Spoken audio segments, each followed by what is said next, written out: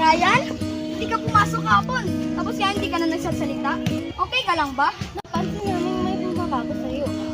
Kung may problema ka, andito kami. Wala naman. Normal lang.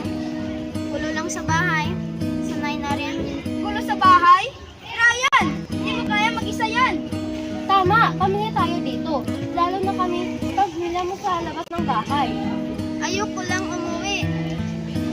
Palagi lang sila nag-aaway. Ang bigat. Parang gusto ko nang mawala.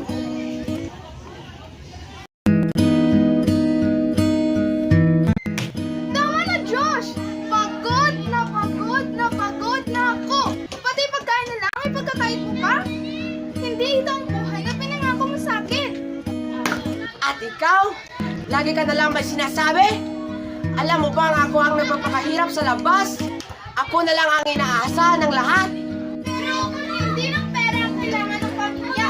Kailangan din ang oras mo. Respeto mo. Nasaan ka kapag umiyak si Ryan? Nasaan ka kapag umuwi hindi makahinga? Ako na lang palagi ang masama. Sa dami ng problema sa trabaho, pati dito sa bahay. Gusto mo, umalis na lang ako? Tama na po, please.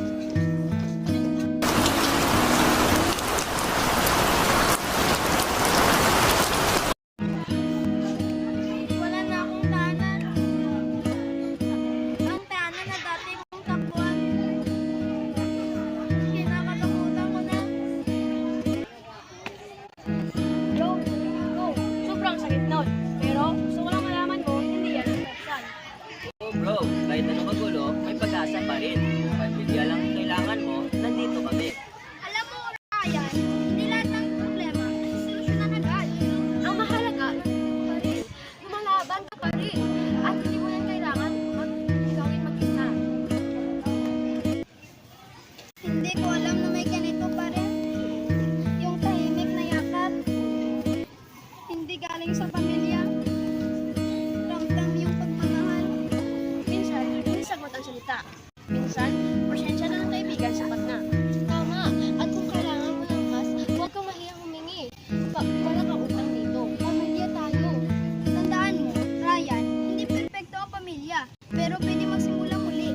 At kung kailanman mawala ka ng pag-asa, alalahanin mo kami. Salamat talaga. Pero,